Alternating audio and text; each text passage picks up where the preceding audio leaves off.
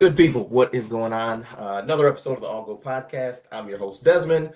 Been a little bit, been a couple days. I've been slacking on my. I wanted to do one video a day in January. I think I missed like the last 2 days, something like that. But gonna get a couple videos. I had a couple topics I want to talk about, so we'll get through that here shortly. First thing I want to talk about is been seeing a lot with a lot of just commentary regarding the SEC and also now that NIL and everybody's able to pay and it's legal and so on and so forth, that now it's an equal playing field and the SEC is done and so on and so forth. And my take on that is that very well may happen, but I think it's way too early to call that now. I mean, we've seen the SEC for a very, very long stretch be, let's say, arguably the best conference in college football. I would say it's actually not arguable as far as, let's say pre 2023.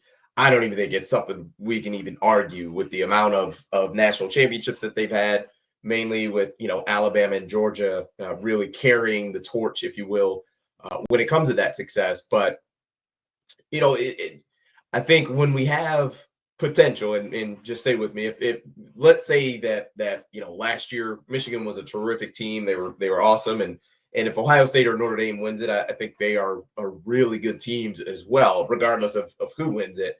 But if next year, let's remove Alabama because I'm an Alabama fan, so let's remove my fandom. But if Georgia gets another quarterback and let's say it's Gunnar Stockton and he plays terrific and they're able to restock and they win a national championship or even get to the national championship and maybe lose to another team, is the commentary the same? Are we still saying, well, now it's an equal playing field, they're not good, so on and so forth? And also, too, what I would say is, I mean, Georgia lost in the college football playoff, but they had a backup quarterback in the game, the entire game. And not making excuses for them, but what I would simply say is if Notre Dame lost Riley Leonard, if Ohio State lost Will Howard for a playoff game, same thing with Tennessee. If they're, if Nico is out, I mean, there's not many teams that are going to win a game against a top 12 team without their starting quarterback. And so I think we may be a little premature and kind of really riding hard for that take, because it remains to be seen. I just don't think, I just think it's too early to call either way on, hey, or if they are indeed if the SEC's done. It may be that it may still come to fruition, and I may be completely wrong, but I just think it's just too early to call that at this point. So that's my take there. I had another topic on it as far as football and kind of sticking with that. Is college football a better job than the NFL?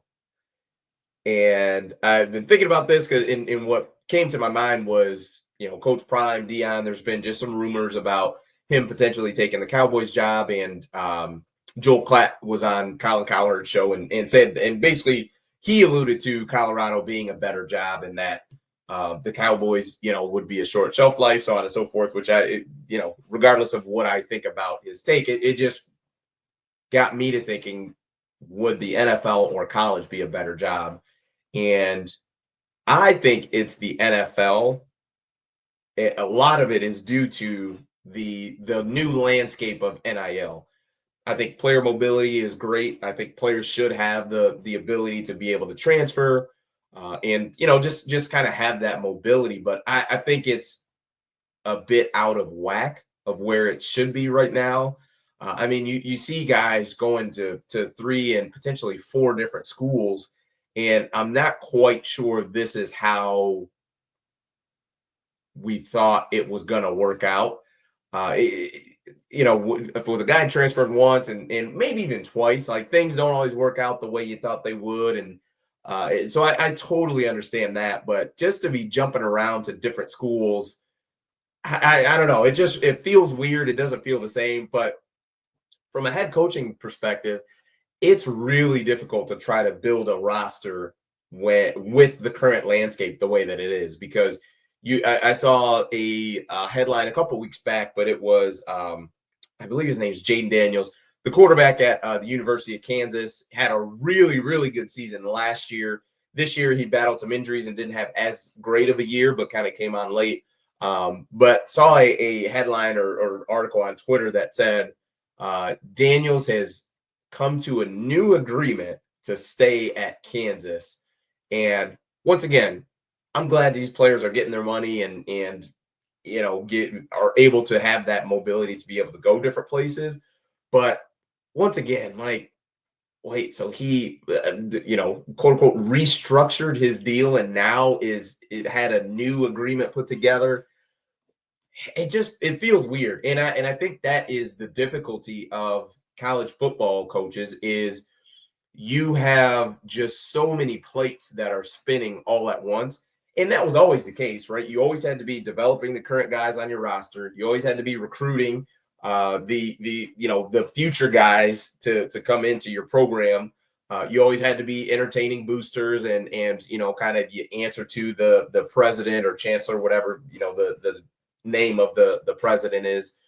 So you always had multiple plates going on, but this is different because now you have all of those things I just mentioned. So developing your guys, recruiting the new guys, answering to, entertaining boosters, answer to the president. But now you have to, on top of developing your current roster, you also have to make sure the current roster guys are happy with their NIL deals. You have to battle the transfer portal and you have to get guys in, replace guys that are coming into your program through the transfer portal. Then you also have to manage guys who are leaving your team via the transfer portal. You got to balance a little bit of the high school recruiting, which that's kind of for a lot of these bigger programs is kind of falling by the wayside. There's a lower number of high school players that they are bringing in, and NIL is over all of it. And now with boosters, it's not just I'm entertaining them, so hoping that they donate. I'm entertaining them and asking them for money because we need to make sure our collective or big pot of money essentially is full so we can pay these guys that are coming in and out when it comes to the transfer portal, right? Whereas the NFL, there's contract negotiations that you have to have, but in general, once a guy agrees to a contract, like he's on the team until whatever one or two parties are unhappy with it. Like I'll use the Lions because that's the team I root for, right? Jared Goff signed an extension in I think last offseason.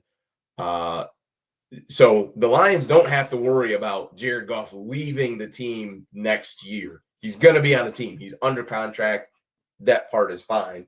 And I did a video, I think a couple days ago, but it basically talked about NIL. Like we should just remove that NIL term and just make this contracts. Like just say, hey, for example, Cam Ward. I know he's going to the NFL, but let's use him example. Cam Ward, I'm Miami. I want you for a 2-year deal. We're going to pay you $10 million over the 2 years to be on our team. Like, let's just start doing it that way because this whole, I think that would be better for number one, the players, so they can know exactly what that dollar amount is. There's a contract assigned to it to avoid the Jaden Rashada issue of, hey, they said they were going to pay, they didn't, so on and so forth. Like we have legal binding agreements, and for coaches, they kind of know what to expect as well. Because I think it's difficult to, in your mind, you're thinking, okay, I got this, like Georgia. We got Carson back. We're going to be just fine next year, so on and so forth. And then now he's in the transfer portal. So now you have to figure out, if you're Kirby Smart, okay, are we good with Gunnar Stockton? Is there another guy that we can get? If we do go and get other guy, do we now have to pay him more? And the guys who are already on the roster seeing new guy coming in making $7 million, for example, and that will, since he's making 7, I've already done so much for this program already. Now I want more money. Like, and that's just it's, I don't want to say maybe hamster wheels is the wrong term for it, but that it it just continued the merry-go-round, if you will, of we just constantly need money. We constantly need money.